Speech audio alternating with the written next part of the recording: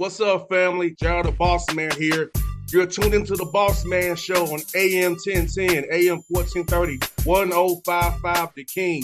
Let the King out at 105theking.com and the Bossman Show at bossmanshow.com. Hit me up on Instagram, The Bossman Show, Twitter at Bossman Show, and Facebook, Bossman Show. It's the Bossman on your radio. Listen to the Bossman Show with your host, JR, Saturdays at 9 a.m. right here on AM 1010, The King. What's up, good people?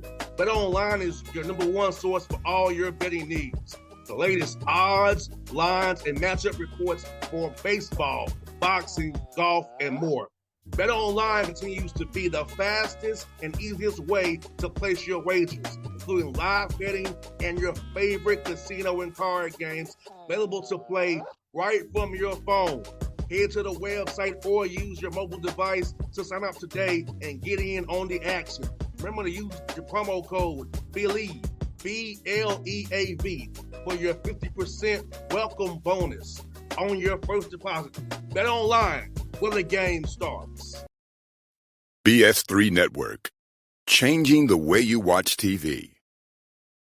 Yes, BS3 Network, changing the way you watch TV, covering content and hot topics from A to Z, sports, music, society and culture, movie reviews, you name it, we have it. Check it out on bs3network.com or check us out on Roku, BS3 TV on Roku, as well as check out your favorite podcast on all podcast platforms or Spreaker.com/BS3 Network. You are now tuned to BS3 Network.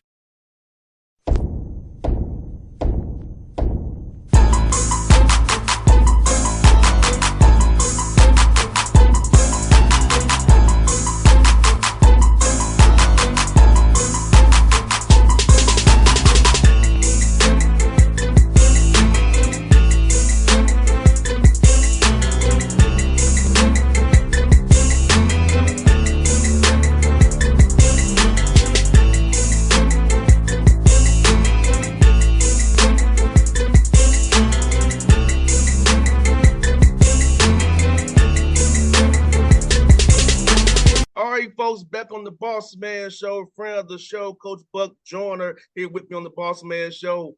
Coach, how you doing there in Hampton, Virginia, man? Hey, man, doing well, man. Students are getting ready to come back. Some have already started, but we're trying to get ready for the school year, man, and try to improve on the season we had last year. So everything going well. The sun's shining, and I woke up, so I'm good. No doubt, man. Can you believe you're going into your 14th year being the head coach at Hampton, man, after all these years of service at university? Yeah, it's been a while. I guess in my profession, it's probably been 2 or 3 lifetimes. But again, man, it's been a blessing and a pleasure all at the same time. You know, with all the things that we've done. I mean, we're on our 3rd conference in 5 years, so it's been a run. You feel like it's been like you said, 3 different conferences. You feel like it's been like your 3rd different job almost because you started the MEAC, the Big South, but now you're in the CAA now. Yeah, I mean, it definitely is. I mean, it's differences to everything and there's levels to everything. Us moving to the CAA is really moving to a different level. So we've had to approach and do things differently. Last year, we took our bumps and bruises, but I mean, you know, it was part of us as a university and as a program and players and coaches, you know, learning what it takes to be successful in this league. So, you know, hopefully we're beginning and we've started taking those steps. 100%. And for you, as you're recruiting, knowing that you was going to make moves, at what point did you start kind of trying to recruit guys to that level of where you're going at? And as you search for young men that fits what Hampton's about, your culture, what you're looking for in a player? Well, it immediately started, you know, right after this, or during the season and right after the season was over with. When we announced that we were coming to the Big South, it was probably late January, February, somewhere around there. You know, you're pretty much lost, you know, a recruiting cycle because at the end of the day, you sign some kids and you're finishing off to get ready for what you were into in the Big South. When we made that announcement, you know, we pretty much had to switch gears really quick There were some successes to it with kids like Jordan Nesbitt and Kyrie's Mullen, but you lost out on a lot of kids to try to meet that level because of the late time that you had to try to get in on some of them. So it started immediately after the season was over with, or even a little bit before that, while you were in the season last year, to try to get the talent level that you needed to be successful there. Because again, the more you move up, the more talent you need to try to be that way. No doubt. And for you, do you feel like with the portal and how things are, the highways level where they want like known commodities, to able to get your hands on better JUCO kids, better high school kids, and you usually would ever get your hands on, because the intention is they want known commodities that can plug and play right away at the high major level right now? Well, I mean, I think what the portal has done is it's cut down on the time that it takes to develop. Sometimes you can get a kid, especially coming from a higher level, or maybe that had more of a chance to play where he was. So you get a situation where you can get a kid that the development time is cut a little bit, that it can help you. But I think what we lose a lot in the portal is, people at our level or teams and universities at our level, what we're losing, sometimes you're losing a 20-point score. You're losing a 10, 15, 20-point score. And then the guy that you may get in, even though he is coming from a higher level, or sometimes an even level or maybe even lower, they weren't as productive as the kid that you're losing.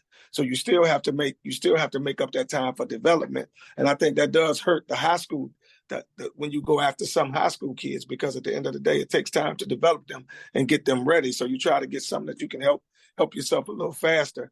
Of course, the junior college route has become way more attractive. Because again, you're getting a developed young man that has already played some level of college basketball. So hopefully it helps that turnaround go faster than what it would be with your normal high school kids. Now, the one thing the portal has done for us with those high school kids to kind of switch gears a little bit is because of the waiting time, sometimes you can get a kid that's better than what you normally think that you could get, because he don't want to wait anymore. He don't want to be put in a situation where he's gambling. So he's going to take, what's best for him at that time. But then you have to worry about losing him the next year, because he may come and be successful quicker. But again, that's the game we're in now, and that's the game that we have to play now. So we got to live by it.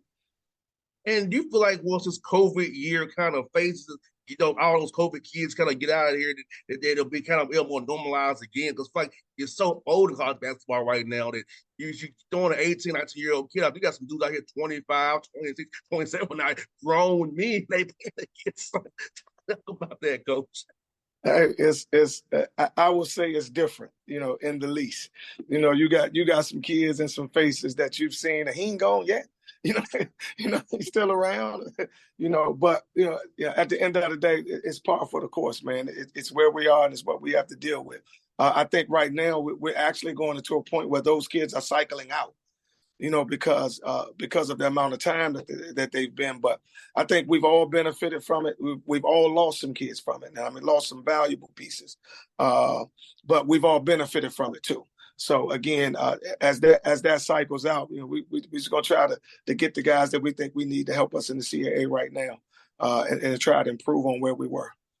And Coach, tell us about some guys this summer who really performed well for you doing workouts as you develop your young men for this upcoming season at the fall starting here really soon. So what's some guys who stand up to you this summer as you build your team for this year that really got better over this summer period of workouts? Well, you know what, and I'm not going to shy away from that. We had a tough year last year when we jumped into the CAA and finding out what that league is all about, because it's a great league. But the one thing that I am pleased about, the first two or three names that jump out at me is one, Kyrie's Mullen. He was an all-rookie selection for us.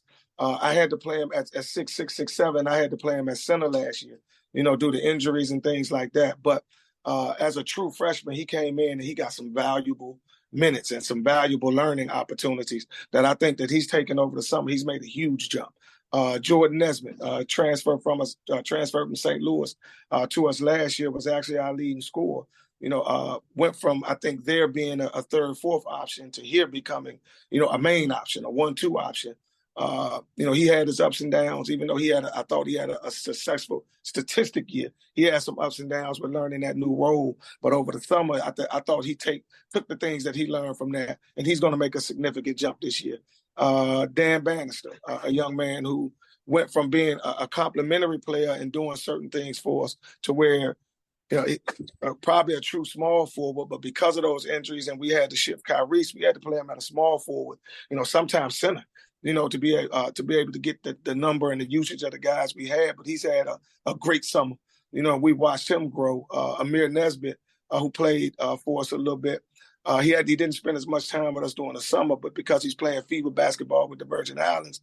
But again, those four guys, and it's probably one or two more, but those four guys returning from last year, I saw have a great summer, and they made big jumps. Well, the returners that you have, how much did you this summer put in install for the new guys coming in versus just working on their game this summer? What we took the summer to do a few different things. One was to get the culture back. We've made so many moves and we had to do so many things on the run. I felt like we lost a little bit of the culture that we had when we came out of the MEAC, where we were very successful. And then we walked into our first 2 years in the Big South. We were sitting in the championship game, by our second year in the Big South. Then COVID hit by the end of that year, going into the next year. And then we made these moves last year. I thought we lost some of the culture because we had to try to quickly do things, quickly get on, learn the new conference, learn the new, so I think those four guys helped set the culture for the new guys. And again, I think it was growth, for us as coaches and for those four players. And I think we're pleased with the group of guys that we're bringing in. We think we're going to be able to make a jump. How significant, I don't know yet. And we'll see. But from what I've seen over the summer and the growth that they've had together, I think we may be able to surprise some people. Talk about having that strength coach there, man, to get those young men bigger and faster for this conference, who was guys are bigger and more explosive. So talk about getting their bodies to fight for the conference as well, the CAA. You know what I think? That's probably one of the biggest pieces. The one thing that we learned quick, in the CAA, that was a physical league. We was coming out the Big South and in the MEAC, and that I'm not saying this as a knock. This is a truth. We may play in some games where you're talking about 30 free throws, 40 free throws, all those types. When we walked into the CAA, it was a man's game. It was a physical game where you looking 6-7 minutes left in a ball game and nobody's in the 1-on-1, and then you have to end up teaching your kids to go. You have to go make tough buckets and you have to do things differently. So the one thing that we had to do was put ourselves in a situation where we put the bulk on our guys so that they can be able to take that pounding. You're playing at a high major level of talent, with some of with these teams in the CAA. So the whole gauntlet comes within that. And then you're talking about the physical piece, the conditioning piece, the mental piece, all of it changes. So again, I would applaud our strength and conditioning coach. I thought she did a hell of a job, with putting weight on these guys and putting them in a situation where they felt comfortable that they could be successful next year. Yeah, because, I remember being at Tennessee State, we had to play through contact. Now, we didn't get calls in the OVC. We had to play through that contact because they weren't going to give you anything. So we had to learn ourselves, like your guys did. We did just in practice about breaking bags through contact. We wouldn't get foul calls in the OVC, especially on the road. So it was like we had to do that for us. So your guys go through that, man. I know what it's all about. Your guys had to get used to for sure. And you're talking about teaching a whole different mentality. When I say we had to get the culture back, we also had to change some of that culture. We got to play with a different mentality. I thought a lot of CAA teams with the physicality in the league, they put us in situations where we were uncomfortable. So we spent the whole summer working on our guys, playing being uncomfortable, playing where you have to make. Now we're not going to put the onus on the referee, put the onus on getting the bucket, put the onus on being tough for yourselves, let us control more of our outcome than what we expect someone else to. So we're trying to change a whole mentality, and I thought we had a great summer in doing that. No doubt. You also kind of mentioned for one of your players for Virgin Islands. You're going there for the Virgin Islands. MT, tell us about that, man. How cool it's going to be to take one of your players back home and get your team experience going to the USVI, and you don't need a passport to go there because it's U.S. territory. Hey, man. Well, I think, man, we're going to be in a situation where we're going to play against, some great talent, some talented teams that I think that will get us ready. for the CAA. I think us being able to go to the Virgin Islands, I think one thing I think a lot of people may not notice is that one of our largest alumni bases is from the Virgin Islands. And so Hampton has done well with them from a student, standpoint. And so we would get back to a place where we can go and see a lot of our alumni, on top of being able to play against some top tier talent. Again, we last year, I think they said at one point we had like the 40th or 44th hardest schedule, in the country. We tried to improve that, a little bit this year, but also play against more comparable people that we think that we're going to see in the CAA, and the Virgin Islands does that. And, I think it's a situation too. We want to go sit in the fun in the sun somewhere else too, and be able to, take our players and take our university somewhere where they will enjoy. But it's a hell of an atmosphere out there, and I'm happy that we're going to be a part of it. No doubt. I'm asking Coach Joyner about your hometown with South Carolina. I'm going there 2 weeks for the tennis tournament at Wake Forest. So tell us about being there around West Salem State, the history of basketball is around there, and what that meant to you growing up there, and how it led you to Johnson C. Smith, the player there and coach there, man. Well, I mean, Johnson C. Smith is my alma mater. That's one. My uncle went there. That's where he got his roots. So, me going back there, playing there, and then coaching there for a little while was great. But then to get to Winston-Salem, growing up, I had a unique situation there that I understanding a lot of people and a lot of coaches didn't. I mean, Big House Gaines lived a couple of houses away from us. It's a rich history. It's a rich place. My uncle was there. My father, from being a former coach, he was there. I mean, it's kind of hard to explain, and it's kind of surreal. But it was definitely me going back to Winston and talking about Winston and Charlotte. It's a family affair. It's where we all are, and we're proud of the fact of the legacy that I think as a family we'd be able to live and been able to build coming from there. I can't wait to go there and visit, man, and see a tennis tournament there at Wake Forest, but also see about the West Salem State, see the culture of how the basketball is so rich there, man. So I'm looking forward to a trip in a couple of weeks, man. But Coach, thank you for your time, Coach. I'll be cheering for you this year as always, man. Best luck to you guys in the CAA, man. And hope to talk to you down the road, and hopefully March to go to a tournament, my brother. Hey, man, we're going to try to make a little history. So next time we talk, hopefully it's a little different style of conversation. All right, Coach. Thanks. Be safe, brother.